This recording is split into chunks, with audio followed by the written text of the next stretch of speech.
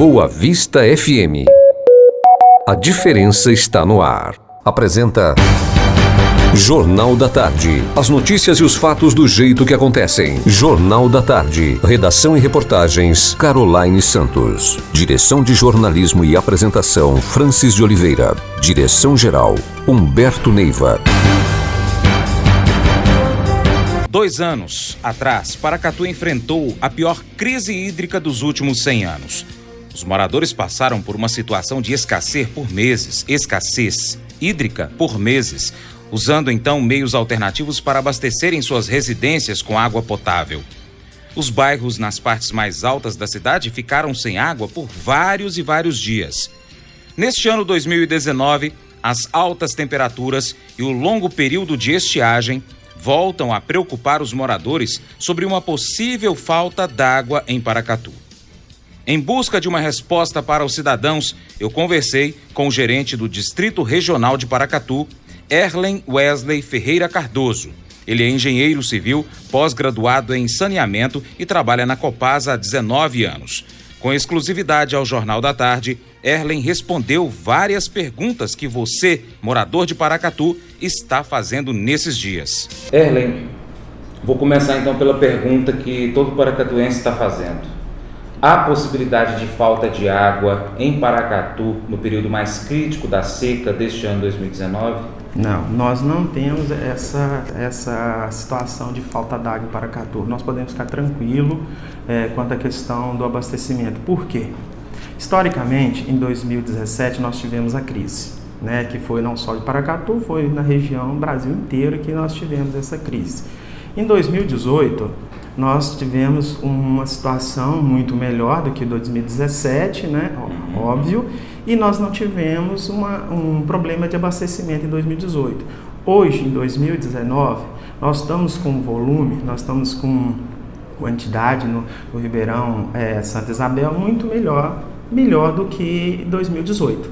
Então, através dessas informações, dessa história, que você percebe que nós não temos essa questão de crise neste momento, entendeu?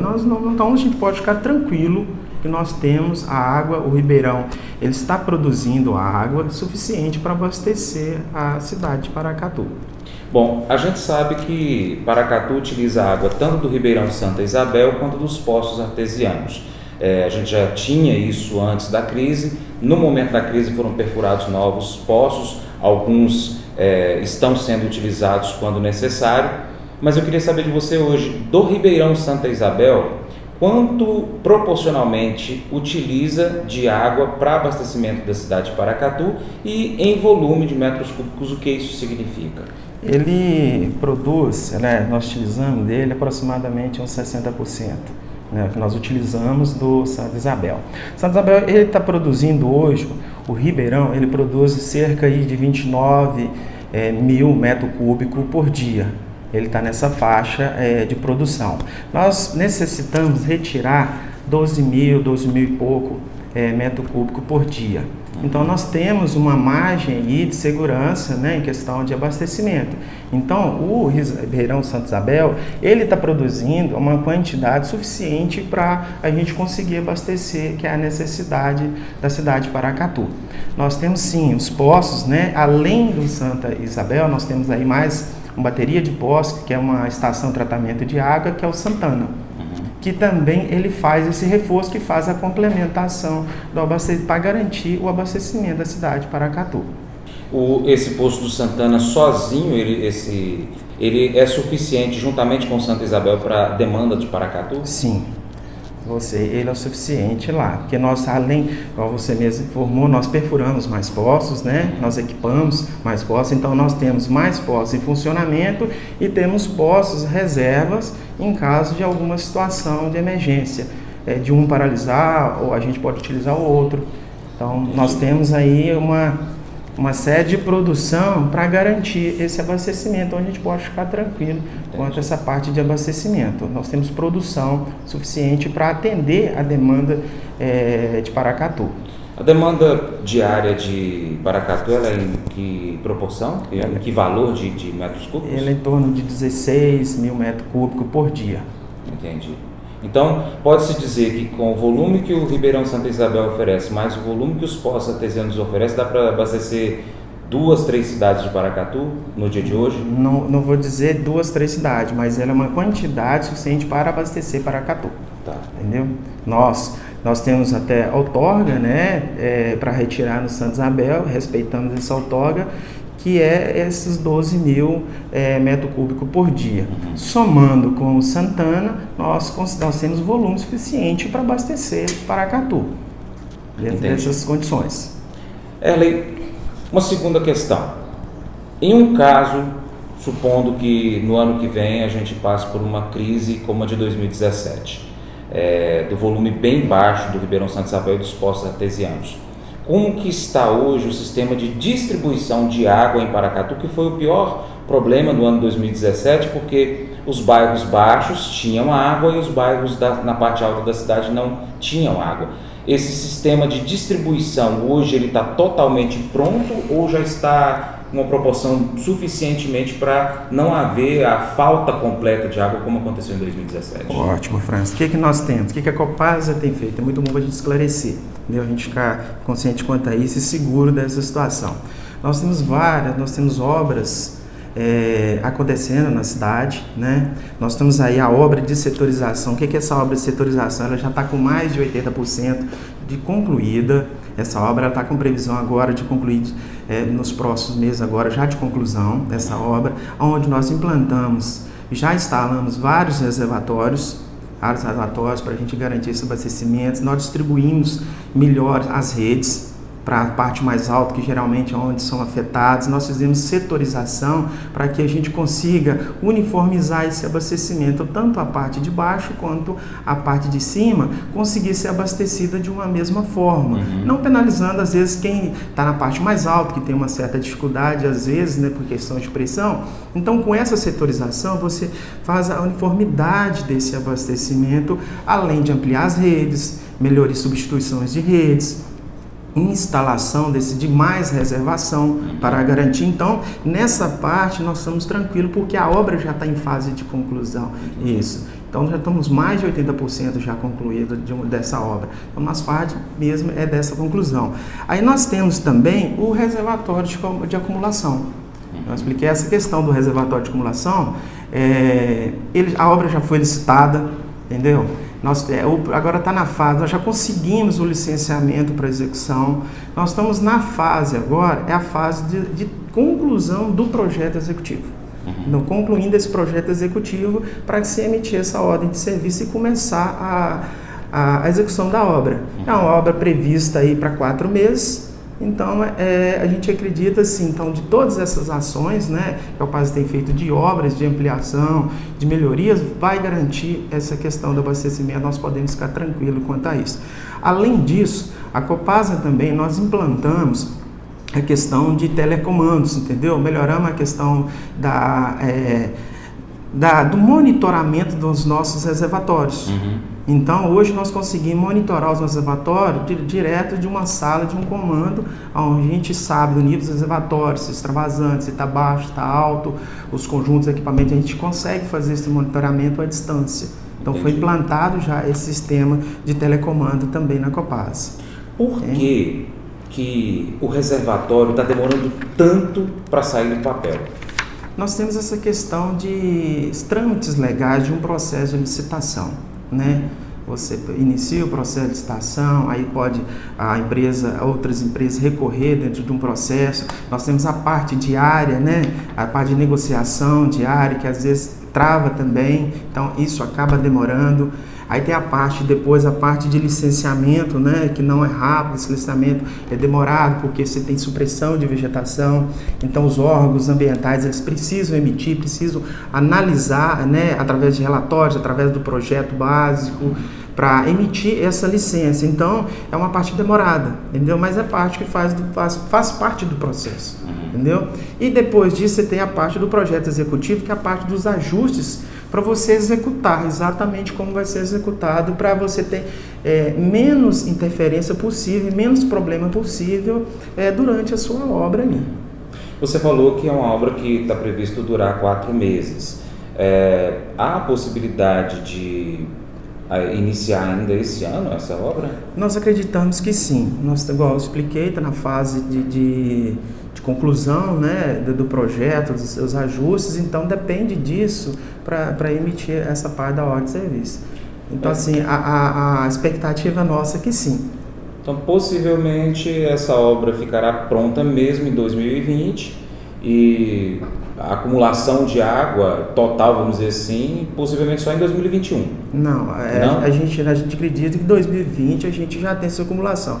Até porque nós estamos tentando, né, processo de outorga para no período que o Santa Isabel estiver mais cheio, nós podemos utilizar para encher esse reservatório também. Entendi. Entendeu? Então, mas é o período que ele vai... outorga para essa reservação? Na verdade, é uma retificação da outorga que nós temos, né? Então, é um trabalho que nós estamos fazendo junto ao IGAN, né? A solicitação do IGAN, para que nós possamos utilizar nesse período, né? E é um período que o Santa Isabel vai estar mais cheio, né? Já tem vazão suficiente, né? Sem prejudicar, momento algum, o abastecimento da cidade, para a gente poder fazer o enchimento também com essa água. Élia, você me falou também uma coisa interessante a respeito do reservatório, que principalmente esse último acidente que aconteceu com a barragem de rejeitos lá em Brumadinho, acendeu alerta em todo o Brasil, mas principalmente em Minas Gerais, com relação a todo tipo de reservatório, seja ele de água ou de rejeitos. E é o caso aqui, que é um reservatório de água, que tem que se haver uma preocupação com relação principalmente ao talude, a forma que esse talude vai ser construído e as possibilidades de, caso haja algum tipo de desastre que não está livre 100%, mas caso haja isso aí, possa prejudicar o mínimo possível o meio ambiente e a convivência das pessoas ali nas proximidades desse reservatório. Isso também influenciou para o atraso, então, dessa finalização, dessa conclusão do projeto? Sim, porque a gente tem que ter muito cuidado, né, de qualquer construção, né? E esse tipo de construção a gente viu aí que aconteceu em Brumadinho, né, em Mariana, a gente viu o desastre que isso causa, né, aí na população, em todo o Brasil, causou no Brasil inteiro, né? Então, assim, realmente nós temos que ter muito cuidado quanto a essa questão desse tipo de construção. Então, você tem que fazer mais análise do solo, né, para a gente verificar, você tem que avaliar melhor o projeto executivo, né, se ele garante, né, se ele tem uma garantia quanto à estabilidade, né, do talude, para que não se ocorra esses rompimentos, né, não se ocorra esse desastre ali, que se ocorrer um desastre ambiental muito grande. Então tem que ser muito cuidado na avaliação desse projeto para que você emita uma ordem de serviço, não pode ser emitida de qualquer maneira. Não, tem que ter uma segurança, né? Você tem que ter uma segurança técnica, como você mesmo disse, nada é 100% neste mundo, mas você tem, tecnicamente, você tem que garantir que não vai acontecer aquilo, esse rompimento. E você tem condições para isso, através dos engenheiros, através da análise dos projetos, execução, condições para que isso não aconteça. E isso é uma preocupação da empresa muito grande. Nós estamos preocupados com isso, por isso que nós temos que avaliar melhor o projeto, e o projeto executivo ser feito da melhor maneira possível para que a gente tenha tranquilidade também na execução de uma obra nesse porte. Atualmente, muitas pessoas, moradores, estão reclamando de falta de água nesses dias, inclusive, e daí surgiu esse medo de ter realmente uma falta d'água para o abastecimento, né? As pessoas reclamando de falta de água. E a gente tem acompanhado que sempre a Copasa, através da Prefeitura, tem soltado notas de manutenção programada e manutenção de emergência, né? Explica um pouquinho para o nosso ouvinte o que seriam essas manutenções e ações da Copasa com relação a isso, que acabam provocando a falta d'água. Franz, o que acontece? Como eu expliquei, nós estamos com a obra de setorização na cidade, né? Voltando um pouquinho antes, hoje nós não temos um problema com Santa Isabel, questão de produção para abastecer, não podemos ficar tranquilos quanto a isso. Porém, o que acontece? Como nós temos a obra em fase de produção, nós estamos nas fases de interligações das redes. A hora você tem que parar o sistema para você interligar as novas redes aos sistemas, você tem que parar para interligar os novos reservatórios, e isso, naquele período, vai causar uma falta de abastecimento, né? Vai causar ali o desabastecimento naquele período, mas não porque nós não temos produção de água. Porque Porque nós estamos nessa fase de conclusão que provoca isso, não tem como, eu preciso interligar o sistema. Então eu preciso parar para fazer essa interligação. Por isso que tem ocorrido isso também. E tem outras questões que às vezes de um vazamento você precisa fechar um registro, parar naquele setor, né? Para você fazer a correção. E esta obra de setorização, o que ela vem fazer também, que é interessante? Ela diminui os setores. Então você começa a ter setores menores com falta de abastecimento numa eventualidade de um vazamento. Então, muito importante também essa obra que você atua mais rápido no vazamento, né, quando ocorre, e você diminui esse setor ali, desperdício de água, você reduz ele aí. Então, e hoje também, aproveitando a oportunidade, Francisco, o que a Copasa nós temos feito? Nós vamos substituir também os equipamentos na nossa captação, entendeu? Já foi feito o processo de compra, já está em licitação, a empresa já está confeccionando esse equipamento para os equipamentos melhores, com mais eficiência, com a vazão melhor, entendeu? Para garantir também o nosso abastecimento lá. Nós também vamos ampliar a capacidade da nossa ETA, entendeu? De produção. Que aí eu amplio aqui, mas eu amplio também a capacidade de produção. Então nós também já estamos trabalhando nisso para implementar isso de imediato, essa ampliação. E as melhorias que a gente tem feito dentro da cidade, com reservação, construção de elevatórios, aumento, construções de mais redes, né? Então, são diversas obras, diversas ações que a Copasa tem feito. É importante ressaltar também, Francis, a parceria que nós estamos com o Movimento Verde, o CBH, a Prefeitura, né? o IGAM, entendeu? Na parte de fiscalização, no curso, né, do Santa Isabel também, o IGAM é muito importante nisso. Então, diversas ações estão sendo tomadas em parceria com esses órgãos, né, que estão nos ajudando. É um bem comum a todos, né? Então precisa que a gente tenha esses parceiros, né, para atuar, que é para a população de Paracatu fique tranquila quanto ao abastecimento. Erley, de que forma que a população pode, se informar com relação a se pode haver ou não falta d'água na sua região, que ele possa estar verificando periodicamente se vai haver e quando vai haver essa falta d'água lá na região, quando no caso de programada. 2, quando já houver a falta d'água, de que forma que ele pode se informar por quanto tempo ele vai ficar sem água e quando é que ele vai retomar, e qual é a mensagem da Copasa para que a população contribua para que todos os vizinhos, sejam eles de casa ou de bairro, possam ter água. Ok. Francis, hoje nós estamos trabalhando a parte da comunicação. Nós devemos começar a semana que vem junto com a nossa superintendente de comunicação e a nossa superintendência operacional, de estarmos informando a toda a população de uma sistemática melhor quanto a essas questões de paralisação, quanto a essas questões de falta de abastecimento por algum motivo técnico, não por falta de água no Santa Isabel, que não é o nosso caso. Então nós estamos a trabalhar essa parte de informar melhor, né, através do site, através de rádios, né, de outros meios de comunicação que tem, né, que existe aí, que facilitar que essa informação chegue a todos, né? Chegue a toda a população. É uma coisa importante que, embora nós não temos essa falta d'água, nós estamos em questão ao Santa Isabel ali, nós temos produção, mas é importante o uso consciente da água. Nós não podemos perder esse foco, né, do uso, a questão de lavar calçada, né, a forma de lavar a própria casa, de utilização da água, casa. Então, assim, a gente, né, não podemos perder esse foco também do uso consciente da água, né? A questão de meio ambiente, questão de preservação também, a gente tem que tomar esse cuidado aí. Entendeu? A questão de vazamentos. Na ocorrência de vazamentos, a população, nós temos o 115, Francis, que pode ser comunicado, que é aberto a ordem de serviço, a gente atende no menor prazo possível para dar essas manutenções, para não termos esse desperdício.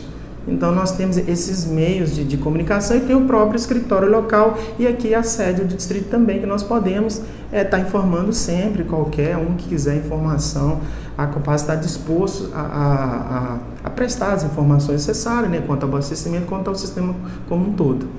Okay. Então garantimos que nós não temos esse problema, podemos ficar tranquilos quanto a isso.